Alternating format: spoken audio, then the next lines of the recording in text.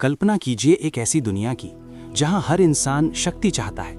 कोई खुलकर चाहता है, कोई छुपकर, कोई पद के जरिए, कोई पैसे के जरिए और कोई अपने प्रभाव से। लेकिन सच ये है कि चाहे कोई माने या न माने, हर इंसान अपने जीवन में किसी न किसी रूप में शक्ति की तलाश करता है। क्योंकि जब इंसान को लगता है कि उसके पास शक्ति नहीं है, तब वो अपने आप को कमजोर, असहाय और असुरक्षित महसूस करता है। इतिहास उठाकर देख लीजिए, राजाओं के दरबार हों, युद्ध के मैदान हों, राजनीति हो या व्यापार, हर जगह एक ही खेल चलता रहा है, शक्ति का खेल। और इस खेल में जीतता वही है जो इंसानों के स्वभाव को समझता है, उनकी कमजोरियों को पहचानता है और सही समय पर सही चाल चलना जानता है। बहुत समय पहले यूरोप के राजदरबारों में एक अजीब दुनिया हुआ करती थी। बाहर से देखने पर सब कुछ बहुत सभ्य और सुंदर लगता था। बड़े बड़े महल, शानदार कपड़े, संगीत, नृत्य और शिष्टाचार। लेकिन इस चमक दमक के पीछे एक अलग ही युद्ध चलता रहता था। ये युद्ध तलवारों से नहीं, बल्कि चालाकी, रणनीति और दिमाग से लड़ा जाता था। दरबार में मौजूद हर व्यक्ति एक दूसरे से आगे निकलना चाहता था। कोई राजा का खास बनना चाहता था, कोई सत्ता के करीब पहुंचना चाहता था। लेकिन समस्या ये थी कि अगर कोई खुलकर शक्ति पाने की कोशिश करता तो बाकी लोग तुरंत उसके खिलाफ हो जाते। इसलिए वहां एक अलग तरह का नियम चलता था। लोग सामने से विनम्र और वफादार दिखाई देते थे, लेकिन अंदर ही अंदर वे अपनी चालें चल रहे होते थे। कोई मुस्कुराते हुए किसी का विश्वास जीतता था, तो कोई धीरे धीरे किसी के खिलाफ साजिश रचता था। हर व्यक्ति को हमेशा सतर्क रहना पड़ता था, क्योंकि एक छोटी सी गलती उसकी पूरी जिंदगी खत्म कर सकती थी। यही कारण था कि उस समय के सबसे सफल लोग वे थे जो सीधे टकराव से बचते थे। वे अपनी चालें खुले में नहीं चलते थे, वे धैर्य रखते थे, लोगों को पढ़ते थे और सही मौके का इंतजार करते थे। वे जानते थे कि शक्ति पाने का असली रास्ता हमेशा सीधा नहीं होता। आज की दुनिया अलग जरूर दिखती है, लेकिन असल में खेल वही है। पहले दरबार होते थे, आज कंपनियां हैं। पहले राजा होते थे, आज बॉस और नेता हैं। पहले दरबारियों की राजनीति होती थी, आज ऑफिस की राजनीति होती है। लेकिन इंसान की मानसिकता और शक्ति की भूख बिल्कुल वैसी ही है जैसी सदियों पहले थी। आज भी जो व्यक्ति बहुत सीधा और भोला बनकर चलता है, वो अक्सर दूसरों के खेल का शिकार बन जाता है। जबकि जो व्यक्ति लोगों के व्यवहार को समझता है, भावनाओं को नियंत्रित करता है और सही समय पर सही रणनीति अपनाता है, वही धीरे धीरे ऊपर पहुंचता है। शक्ति का ये खेल समझने के लिए सबसे पहली चीज है अपने भावनाओं पर नियंत्रण। जब इंसान गुस्से में होता है या बहुत ज्यादा भावुक हो जाता है, तब वो अक्सर गलत फैसले लेता है। और शक्ति के खेल में एक छोटी सी गलती भी बहुत महंगी पड़ सकती है। गुस्सा इंसान की सोचने की क्षमता को धुंधला कर देता है। जब कोई आपको अपमानित करता है या चोट पहुंचाता है, तब तुरंत प्रतिक्रिया देना बहुत आसान लगता है। लेकिन यही वो पल होता है जहां समझदार और मूर्ख लोगों के बीच फर्क दिखाई देता है। समझदार व्यक्ति अपनी भावनाओं को नियंत्रित करता है। वो तुरंत प्रतिक्रिया नहीं देता, वो स्थिति को ध्यान से देखता है, लोगों की मंशा समझता है और फिर शांत दिमाग से अपनी चाल चलता है। इसके अलावा शक्ति पाने के लिए एक और महत्वपूर्ण गुण है दूरदर्शिता। एक शक्तिशाली व्यक्ति सिर्फ आज के बारे में नहीं सोचता, वो भविष्य के बारे में सोचता है। वो हर कदम उठाने से पहले ये सोचता है कि इसके आगे क्या परिणाम हो सकते हैं। जो लोग सिर्फ वर्तमान में जीते हैं और बिना सोचे फैसले लेते हैं, वो अक्सर दूसरों की चालों में फंस जाते हैं। लेकिन जो लोग आगे की कई चालें सोचते हैं, वे खेल को नियंत्रित करने लगते हैं। शक्ति का खेल शतरंज की तरह होता है। जो खिलाड़ी सिर्फ एक चाल सोचता है, वो जल्दी हार जाता है। लेकिन जो खिलाड़ी 5 या 10 चाल आगे तक सोचता है, वही खेल जीतता है। इस खेल में एक और महत्वपूर्ण चीज है लोगों को समझना।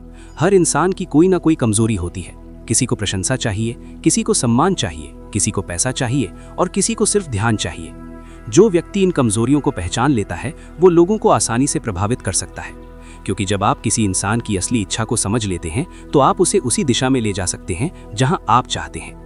लेकिन यहाँ एक बहुत महत्वपूर्ण नियम है। शक्ति का खेल कभी भी पूरी तरह नैतिक नहीं होता। इसमें सही और गलत की परिभाषा हमेशा स्पष्ट नहीं होती। जो चीज एक व्यक्ति के लिए सही लगती है, वही दूसरे के लिए गलत हो सकती है। इसलिए इस खेल में सफल होने के लिए आपको लोगों के इरादों से ज्यादा उनके परिणामों को देखना सीखना होगा। लोग अक्सर अपने कामों को अच्छे इरादों का नाम देते हैं, लेकिन असल में उनके पीछे उनका स्वार्थ छुपा होता है। जो व्यक्ति सिर्फ शब्दों पर विश्वास करता है, वो अक्सर धोखा खा जाता है। लेकिन जो व्यक्ति लोगों के व्यवहार और परिणामों को देखता है, वो सच्चाई को जल्दी समझ जाता है।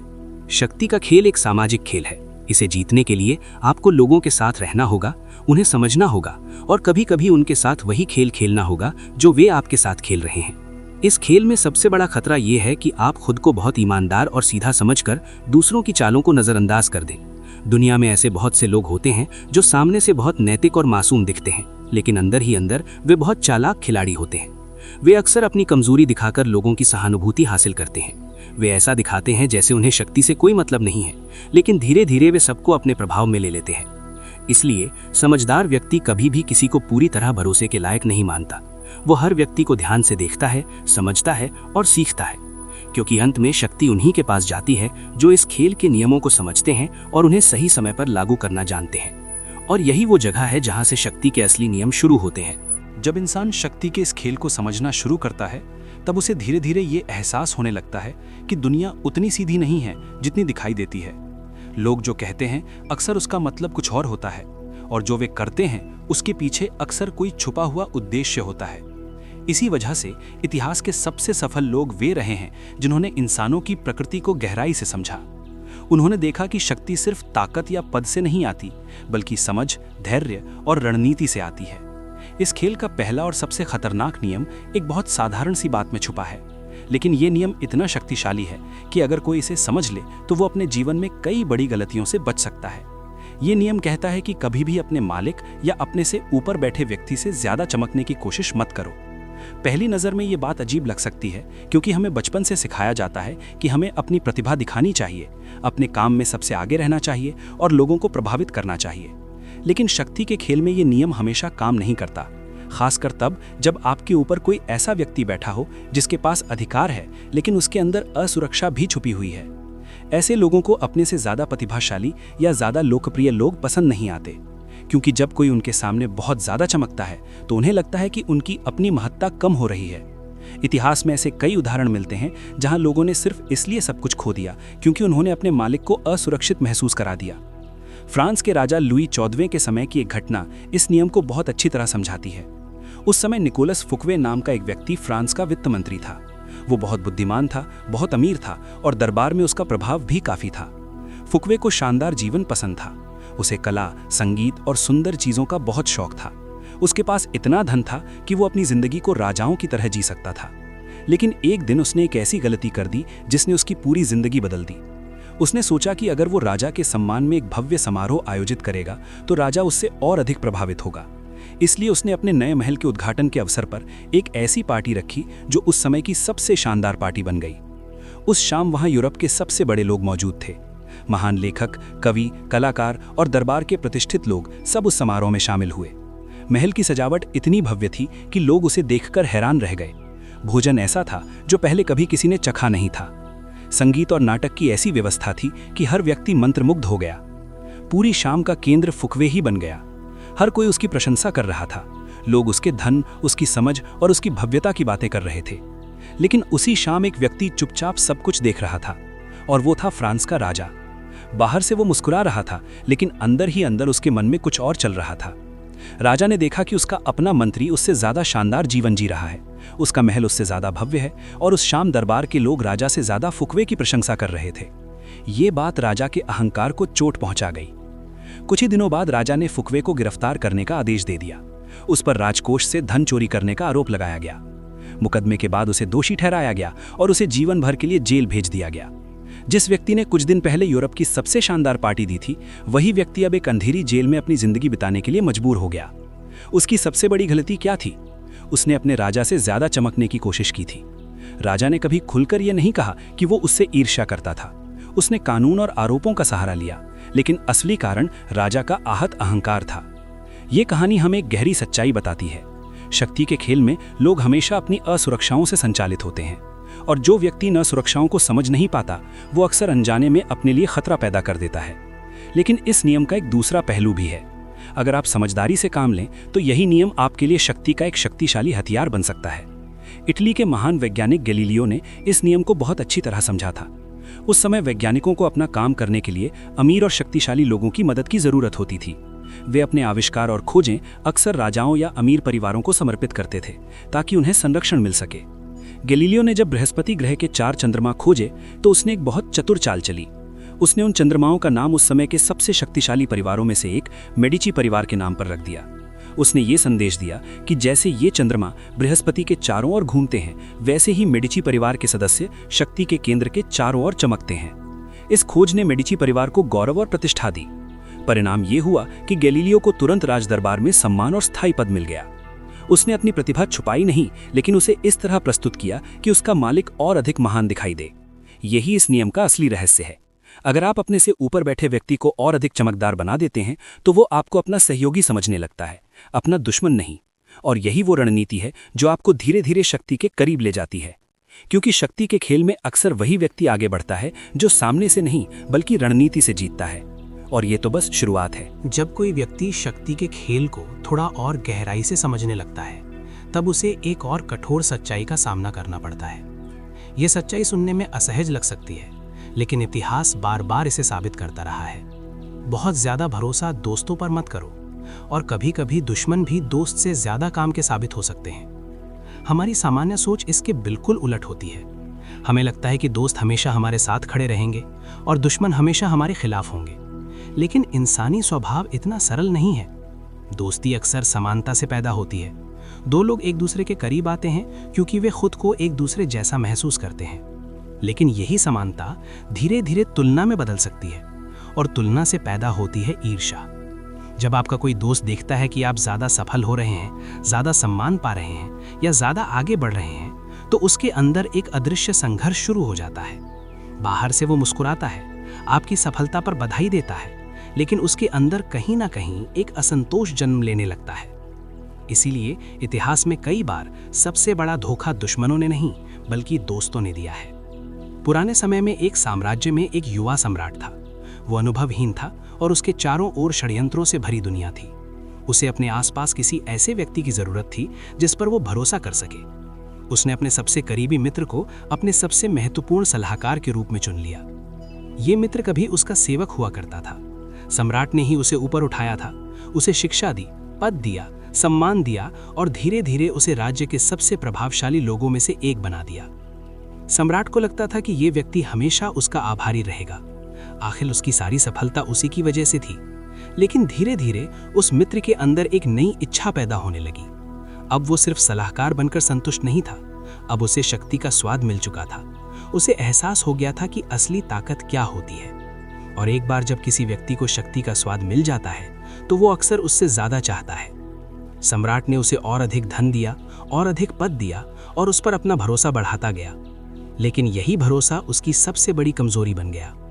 एक दिन वही मित्र जिसे उसने अपनी जिंदगी का सबसे भरोसेमंद साथी समझा था, उसके खिलाफ षड्यंत्र रचने लगा, और अंत में वही व्यक्ति सम्राट की हत्या का कारण बना।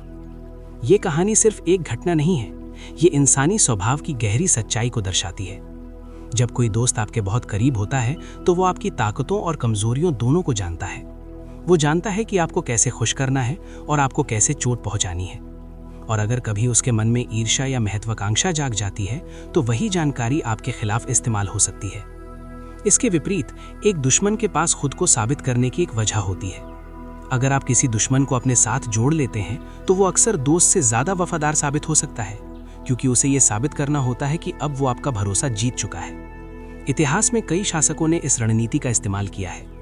एक प्राचीन चीनी सम्राट को पता था कि उसके आसपास के कई सेनापति बहुत शक्तिशाली हो चुके हैं।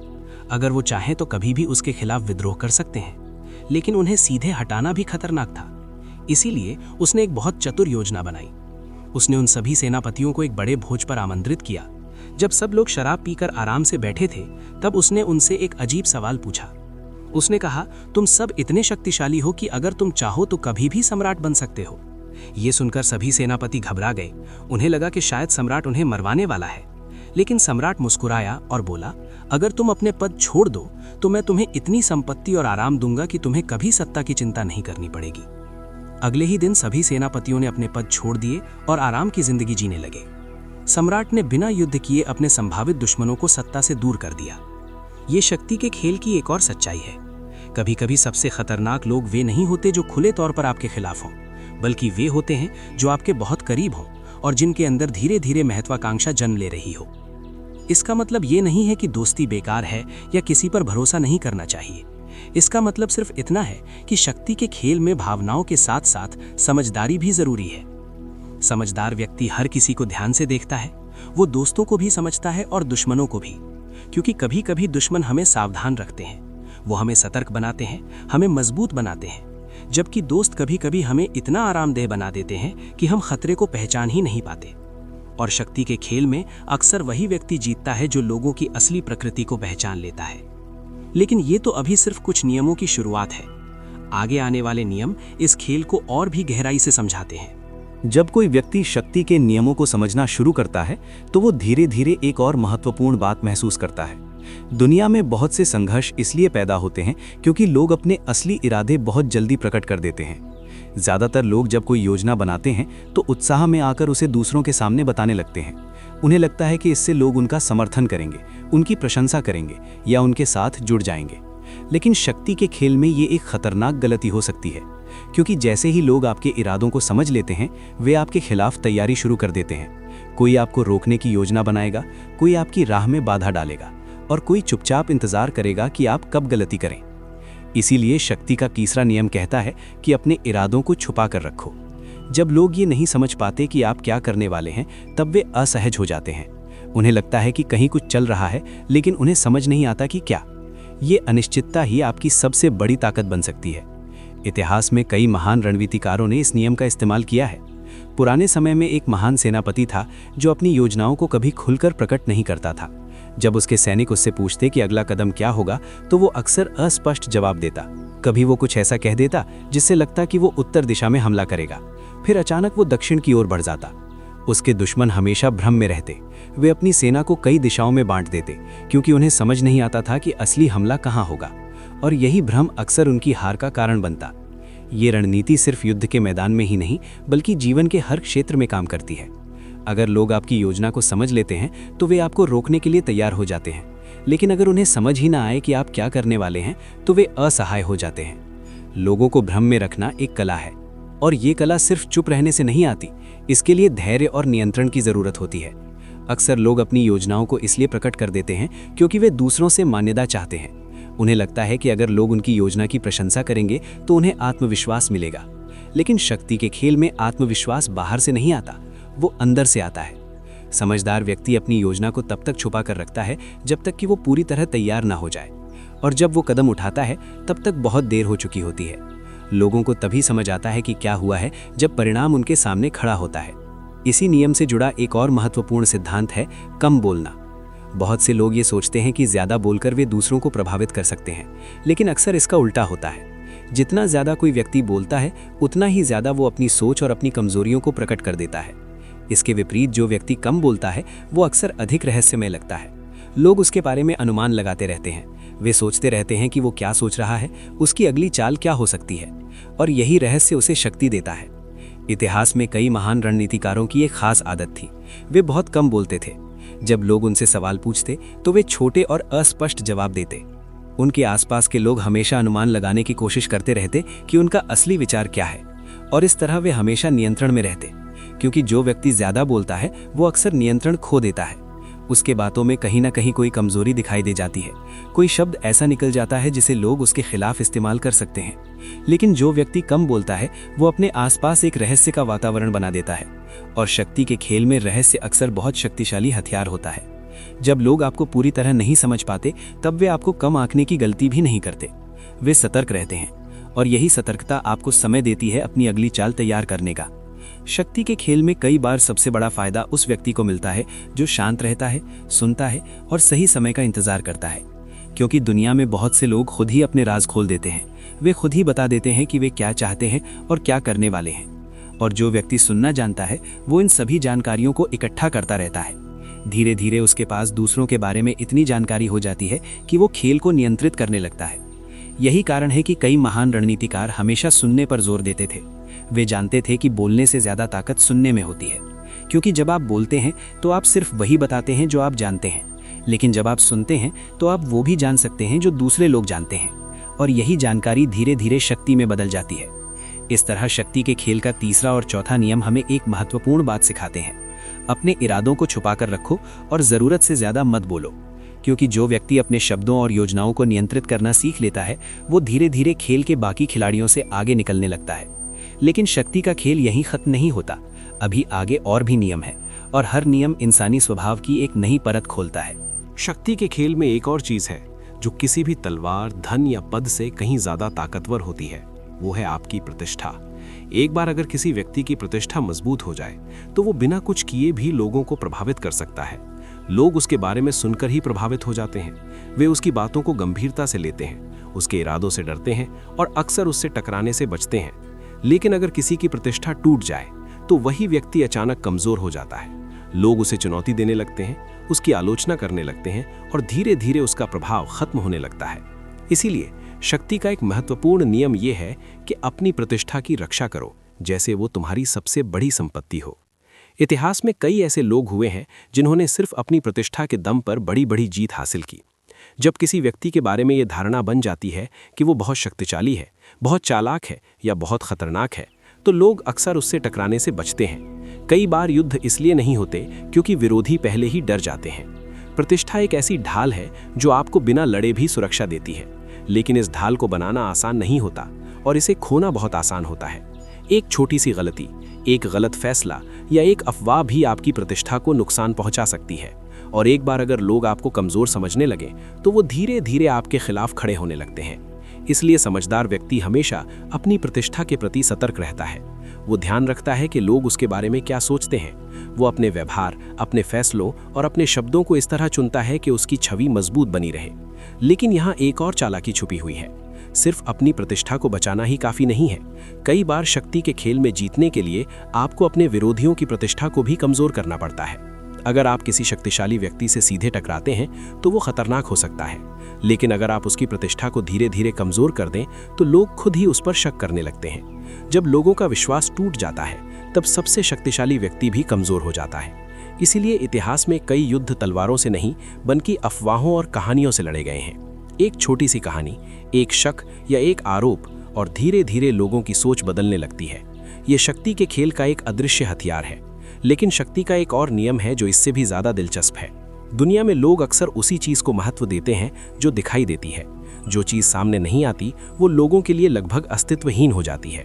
इसीलिए शक्ति का एक नियम ये भी कहता है कि हर कीमत पर ध्यान आकर्षित करो। इसका मतलब ये नहीं कि आपको हमेशा शोर मचाना चाहिए या खुद को दिखाने के लिए अजीब हरकतें करनी चाहिए। इसका मतलब ये है कि आपको कभी भी भीड़ में खो नहीं जाना चाहिए। अगर लोग आपको देख ही नहीं रहे, अगर वे आपके बारे में सोच ही नहीं रहे, तो आपके पास चाहे कितनी भी प्रतिभा क्यों ना हो, उसका कोई महत्व नहीं रहेगा। इतिहास में कई ऐसे लोग हुए हैं जिन्होंने ध्यान आकर्षित करने की कला को बहुत अच्छी तरह समझा। वे जानते थे कि लोगों का ध्यान कैसे खींचना है। कभी वे अपने काम से ऐसा करते थे, कभी अपने व्यवहार से और कभी अपने व्यक्तित्व से, क्योंकि इंसान स्वभाव से जिज्ञासु होता है। अगर कोई व्यक्ति थोड़ा रहस्यमयी है, थोड़ा अलग है या कुछ ऐसा करता है जो बाकी लोग नहीं करते, तो लोग उसकी तरफ आकर्षित होने लगते हैं। धीरे धीरे उसका नाम फैलने लगता है और एक बार जब किसी व्यक्ति का नाम फैल जाता है तो वो खुद ही एक शक्ति बन जाता है। लेकिन यहाँ भी संतुलन जरूरी है। ध्यान आकर्षित करने के लिए कुछ लोग बहुत ज्यादा कोशिश करते हैं। वे हर समय खुद को दिखाने की कोशिश करते हैं। ऐसे लोग धीरे धीरे मजाक का विषय बन जाते हैं। लेकिन जो व्यक्ति समझदारी से ध्यान आकर्षित करता है वो लोगों के मन में अपनी एक मजबूत छवि बना लेता है। कभी कभी सिर्फ एक सही समय पर किया गया काम भी आपको लोगों के बीच प्रसिद्ध बना सकता है। और जब लोग आपको पहचानने लगते हैं तब आपके शब्दों और आपके कामों का असर भी बढ़ने लगता है। इसी तरह धीरे धीरे प्रतिष्ठा और प्रसिद्धि मिलकर एक ऐसी शक्ति बनाती हैं जो कई बार किसी पद या धन से भी ज्यादा प्रभावशाली होती है। यही कारण है कि इतिहास में कई लोग बिना किसी आधिकारिक पद के भी बहुत प्रभावशाली रहे हैं। लोग उनकी बात सुनते थे, उनका सम्मान करते थे और कई बार उनसे डरते भी थे, क्योंकि उनकी प्रतिष्ठा और उनकी छवि ही उनकी असली शक्ति बन चुकी थी। और शक्ति के इस खेल में जो व्यक्ति अपनी प्रतिष्ठा को समझ लेता है, जो उसे संभालना और बढ़ाना सीख लेता है, वो धीरे धीरे दूसरों से आगे निकलने लगता है। लेकिन अभी इस खेल के और भी नियम बाकी हैं और हर नियम इंसानी स्वभाव की एक नई सच्चाई सामने लाता है। शक्ति के खेल में एक और ऐसा नियम है जो अक्सर लोगों को असहज करता है, लेकिन इतिहास बार बार इसे सच साबित करता रहा है। अक्सर दुनिया में काम करने वाले लोग और श्रेय पाने वाले लोग अलग अलग होते हैं। बहुत से लोग अपनी पूरी जिंदगी मेहनत करते हैं, योजनाएं बनाते हैं, संघर्ष करते हैं, लेकिन अंत में उनका नाम इतिहास में कहीं नहीं आता। दूसरी तरफ कुछ लोग ऐसे होते हैं जो दूसरों की मेहनत का उपयोग करते हैं और अंत में वही प्रसिद्ध हो जाते हैं। यही कारण है कि शक्ति का एक नियम कहता है कि दूसरों से काम करवाओ, लेकिन श्रेय अपने नाम करो। पहली नज़र में ये नियम कठोर लग सकता है, लेकिन अगर आप इतिहास को ध्यान से देखें तो आपको पता चलेगा कि बड़ी बड़ी सफलताओं के पीछे अक्सर कई अनजान लोग काम कर रहे होते हैं। राजाओं की जीत के पीछे सैनिकों का खून होता है। बड़े वैज्ञानिकों के पीछे उनके सहायकों की मेहनत होती है। बड़े व्यापारियों के पीछे सैकड़ों कर्मचारियों का परिश्रम होता है, लेकिन दुनिया अक्सर सिर्फ एक ही नाम को याद रखती है। इसका मतलब ये नहीं कि आपको दूसरों का शोषण करना चाहिए। असली बात यह है कि समझदार व्यक्ति दूसरों की प्रतिभा और मेहनत को एक दिशा देता है। वो जानता है कि हर काम खुद करने की कोशिश करना मूर्खता है। अगर कोई व्यक्ति हर चीज़ खुद करने की कोशिश करेगा तो वो जल्दी थक जाएगा और उसकी गति धीमी हो जाएगी। लेकिन अगर वो दूसरों की क्षमताओं का सही उपयोग करना सीख ले तो वो बहुत तेज़ी से आगे बढ़ सकता है। इतिहास के कई महान नेताओं ने यही किया। उन्होंने अपने आसपास प्रतिभाशाली लोगों को इकट्ठा किया। किसी को योजना बनाने में महारत थी, किसी को युद्ध लड़ने में, किसी को बातचीत करने में। उन्होंने इन सभी लोगों की क्षमताओं को एक साथ जोड़ दिया और अंत में दुनिया ने सिर्फ उस नेता का नाम याद रखा जिसने इन सब को एक दिशा दी थी। शक्ति के खेल में ये समझ बहुत ज़रूरी है कि समय और ऊर्जा सीमित होते हैं। अगर आप हर काम खुद करने में लगे रहेंगे तो आप कभी बड़ी तस्वीर नहीं देख पाएंगे। लेकिन अगर आप दूसरों की मेहनत का उपयोग करना सीख लें तो आप अपने समय को रणनीति और निर्णय लेने में लगा सकते हैं। और यही वो जगह है जहां असली शक्ति पैदा होती है। इस नियम के साथ एक और दिलचस्प नियम जुड़ा हुआ है। अगर आप चाहते हैं कि लोग आपकी तरफ आएं तो हमेशा उन्हें अपनी तरफ खींचने की कोशिश करें, खुद उनके पीछे भागने की नहीं। जब कोई व्यक्ति हमेशा दूसरों के पीछे भागता है तो वो कमज़ोर दिखाई देता है, लेकिन जब लोग खुद आपके पास आते हैं तो आप नियंत्रण में रहते हैं। पुराने समय के कई शासक अपने दुश्मनों को खुद अपने पास आने के लिए मजबूर करते थे। वे जानते थे कि अगर दुश्मन अपनी जगह छोड़कर आपके क्षेत्र में आता है तो वो कमज़ोर हो जाता है। इसी तरह जीवन में भी कई बार ऐसा होता है। अगर आप हर अवसर के पीछे भागते रहेंगे तो लोग आपको गंभीरता से नहीं लेंगे।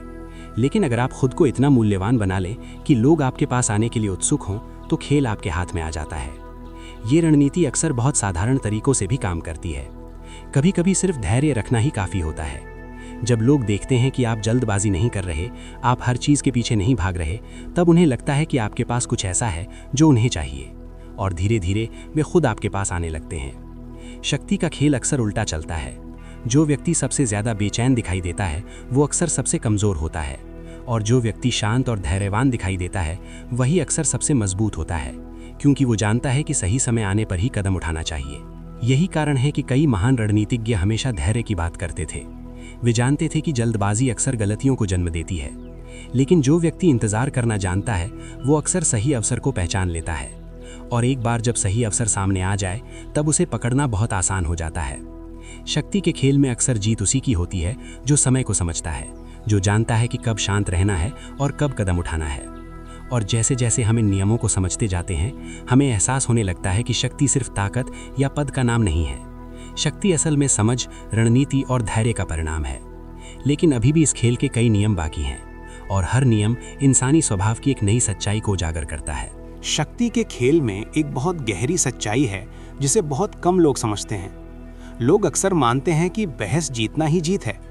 अगर उन्होंने किसी को तर्क से हरा दिया, किसी को गलत साबित कर दिया, तो उन्हें लगता है कि उन्होंने जीत हासिल कर ली। लेकिन असल में कई बार ये जीत ही सबसे बड़ी हार बन जाती है।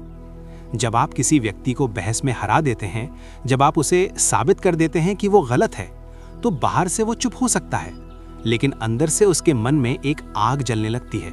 वो अपमानित महसूस करता है। उसे लगता है कि आपने उसके अहंकार को चोट पहुंचाई है, और इंसान का अहंकार बहुत संवेदनशील होता है। इसीलिए शक्ति का एक नियम ये कहता है कि बहस से जीतने की कोशिश मत करो, अपने काम से जीत हासिल करो। क्योंकि जब आप किसी को बहस में हराते हैं तो आप उसके मन में दुश्मनी पैदा कर देते हैं। लेकिन जब आप अपने काम और परिणाम से उसे दिखाते हैं कि आप सही थे, तो वो विरोध करने की स्थिति में नहीं रहता। वो चुपचाप स्वीकार कर लेता है कि आप सही थे। इतिहास में कई महान लोग इस नियम को बहुत अच्छी तरह समझते थे। वे कभी भी लंबी बहसों में नहीं पड़ते थे। अगर कोई व्यक्ति उनसे असहमत होता तो वे अक्सर मुस्कुरा देते या विषय बदल देते। वे जानते थे कि किसी को जबरदस्ती समझाना अक्सर उल्टा असर करता है। लेकिन जब समय गुजरता है और परिणाम सामने आते हैं, तब वही व्यक्ति धीरे धीरे सच को स्वीकार करने लगता है। इस नियम के साथ एक और महत्वपूर्ण नियम जुड़ा हुआ है। आपको उन लोगों से दूरी बनाकर रखनी चाहिए जो हमेशा दुखी, नकारात्मक या दुर्भाग्यशाली होते हैं। ये सुनने में कठोर लग सकता है, लेकिन इंसानी भावनाएं बहुत संक्रामक होती हैं। जैसे बीमारी फैलती है, वैसे ही भावनाएं भी फैलती हैं। अगर आप ऐसे लोगों के साथ बहुत समय बिताते हैं जो हमेशा शिकायत करते हैं, हमेशा खुद को बदकिस्मत मानते हैं, तो धीरे धीरे वही सोच आपके अंदर भी आने लगती है। आपकी ऊर्जा कम होने लगती है, आपका आत्मविश्वास कमजोर होने लगता है। और शक्ति के खेल में ऊर्जा और आत्मविश्वास बहुत महत्वपूर्ण होते हैं। इसका मतलब ये नहीं कि आपको दूसरों की मदद नहीं करनी चाहिए, लेकिन समझदार व्यक्ति ये पहचानता है कि कौन व्यक्ति सच में मदद के लायक है और कौन सिर्फ अपनी नकारात्मकता फैलाता है। कुछ लोग अपनी समस्याओं को सुधारने की कोशिश करते हैं, ऐसे लोगों की मदद करना सही है। लेकिन कुछ लोग हमेशा अपने दुर्भाग्य को लेकर रोते रहते हैं और धीरे धीरे वे दूसरों को भी उसी अंधेरे में खींचने लगते हैं।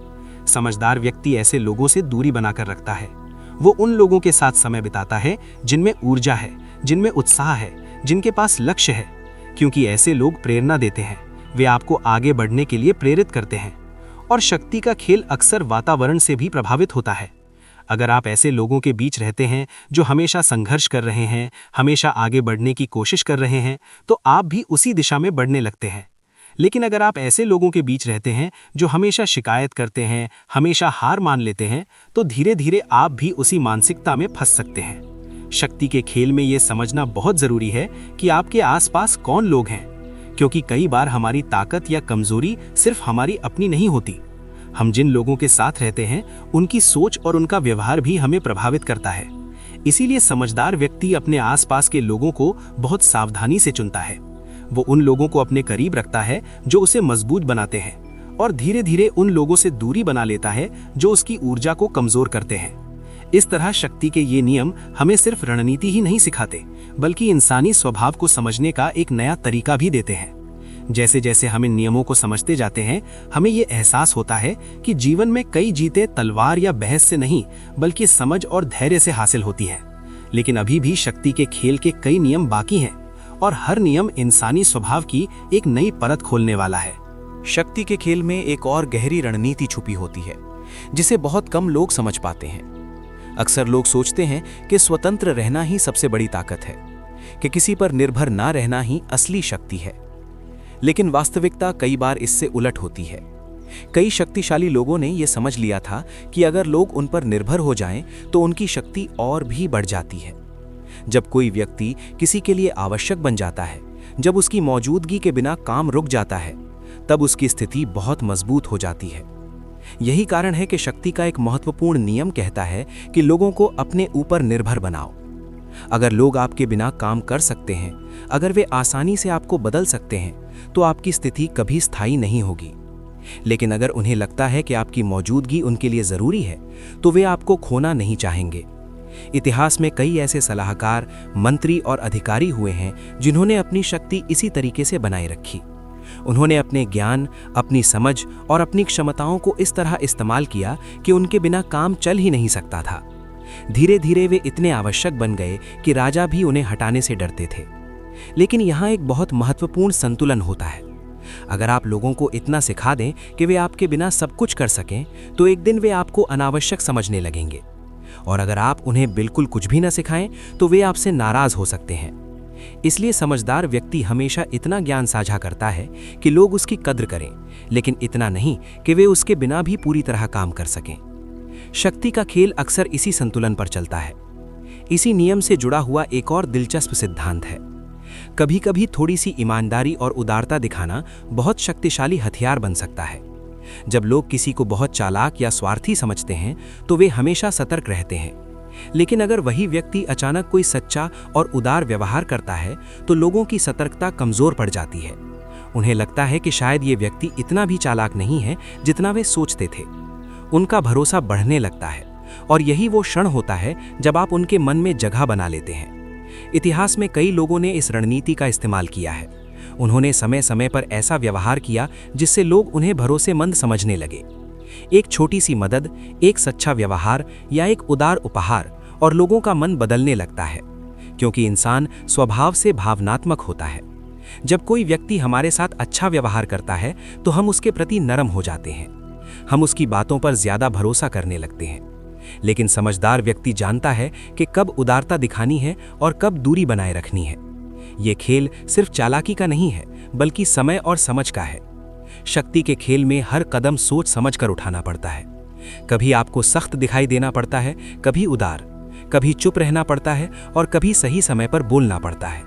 और यही संतुलन धीरे धीरे किसी व्यक्ति को दूसरों से अलग बनाता है। क्योंकि ज्यादातर लोग अपने व्यवहार को नियंत्रित नहीं कर पाते। वे या तो हमेशा कठोर रहते हैं या हमेशा नरम। लेकिन जो व्यक्ति परिस्थिति के अनुसार खुद को बदल सकता है, वही असली खिलाड़ी बनता है। धीरे धीरे लोग उसके बारे में एक अलग धारणा बनाने लगते हैं। उन्हें लगता है कि ये व्यक्ति साधारण नहीं है, और जब लोगों के मन में ये धारणा बन जाती है, तब वो व्यक्ति बिना कुछ कहे भी प्रभाव डालने लगता है। यही प्रभाव धीरे धीरे शक्ति में बदल जाता है। लेकिन शक्ति का खेल अभी और गहरा होने वाला है, क्योंकि आगे आने वाले नियम इंसानी स्वभाव की और भी छुपी हुई सच्चाइयों को सामने लाने वाले हैं। शक्ति के खेल में एक और बहुत महत्वपूर्ण सच्चाई छुपी होती है। लोग अक्सर ये मानते हैं कि अगर वे किसी से मदद मांगेंगे तो उन्हें उस व्यक्ति को अपने पुराने एहसान याद दिलाने चाहिए। उन्हें लगता है कि अगर वे कहेंगे मैंने तुम्हारे लिए इतना किया था, अब तुम्हें मेरी मदद करनी चाहिए, तो सामने वाला व्यक्ति भावनाओं में आकर उनकी मदद कर देगा। लेकिन वास्तविक दुनिया अक्सर इस तरह काम नहीं करती। इंसान अपने फायदे से ज्यादा प्रभावित होता है, पुराने एहसानों से नहीं। यही कारण है कि शक्ति का एक नियम ये कहता है कि जब भी किसी से मदद मांगो तो उसके स्वार्थ को सामने रखो, ना कि अपनी जरूरत या पुराने एहसानों को। अगर किसी व्यक्ति को ये महसूस हो कि आपकी मदद करने से उसे भी फायदा होगा, तो वो ज्यादा उत्साह से आपकी मदद करेगा। लेकिन अगर उसे लगे कि वो सिर्फ आपका एहसान चुकाने के लिए काम कर रहा है, तो वो अंदर ही अंदर असहज महसूस करेगा। इंसान का स्वभाव ऐसा ही होता है। हर व्यक्ति अपने हित के बारे में सोचता है, और जो व्यक्ति इस सच्चाई को समझ लेता है, वो दूसरों को प्रभावित करना सीख जाता है। जब आप किसी से बात करते हैं तो ये मत सोचिए कि आपको क्या चाहिए, सोचिए कि सामने वाले को क्या चाहिए। अगर आप उसे ये दिखा दें कि आपकी योजना में उसका भी फायदा है, तो वो खुद ही आपके साथ आ जाएगा। इसी नियम से जुड़ा हुआ एक और दिलचस्प नियम है। कई बार शक्ति हासिल करने के लिए जानकारी सबसे बड़ा हथियार होती है। जो व्यक्ति ज्यादा जानता है वही खेल को नियंत्रित करता है। इसीलिए कई शक्तिशाली लोग हमेशा जानकारी इकट्ठा करने की कोशिश करते थे। वे अपने आसपास ऐसे लोगों को रखते थे जो उन्हें खबरें ला कर दें, जो उन्हें दूसरों की योजनाओं के बारे में बताएं। लेकिन सबसे समझदार लोग खुद भी लोगों को ध्यान से देखते और समझते थे। वे बातचीत के दौरान ऐसे सवाल पूछते थे जो सामने वाले को अपनी बातें खोलने पर मजबूर कर देते थे। वे ध्यान से सुनते थे, छोटी छोटी बातों को याद रखते थे और धीरे धीरे लोगों के स्वभाव को समझ लेते थे। ये एक तरह की कला होती है। आप सीधे किसी से ये नहीं पूछते कि उसकी कमजोरी क्या है या उसकी असली योजना क्या है, लेकिन अगर आप ध्यान से सुने, सही सवाल पूछें और लोगों को बोलने दें, तो वे खुद ही बहुत कुछ बता देते हैं। अक्सर लोग अपने बारे में बात करना पसंद करते हैं, और जब वे आराम महसूस करते हैं तो वे अनजाने में बहुत सी ऐसी बातें बता देते हैं जो बाद में बहुत उपयोगी साबित हो सकती हैं। यही कारण है कि शक्ति के खेल में सुनने की क्षमता बहुत महत्वपूर्ण होती है। जो व्यक्ति ज्यादा बोलता है वो अपनी जानकारी खो देता है, लेकिन जो व्यक्ति ज्यादा सुनता है वो धीरे धीरे दूसरों के बारे में बहुत कुछ जान जाता है, और ये जानकारी कई बार शक्ति से भी ज्यादा मूल्यवान होती है। इतिहास में कई सफल रणनीतिकारों ने यही किया। वे अपने दुश्मनों को ध्यान से देखते थे। वे उनके व्यवहार, उनकी आदतों और उनकी कमजोरियों को समझते थे, और फिर सही समय पर उसी जानकारी का उपयोग करते थे। क्योंकि जब आप किसी व्यक्ति की कमजोरी को समझ लेते हैं, तब आप उसे आसानी से प्रभावित कर सकते हैं। इंसान चाहे कितना भी मजबूत क्यों ना दिखाई दे, उसके अंदर कहीं ना कहीं कोई ना कोई कमजोरी होती ही है। किसी को प्रशंसा चाहिए होती है, किसी को सम्मान चाहिए होता है, किसी को धन चाहिए होता है।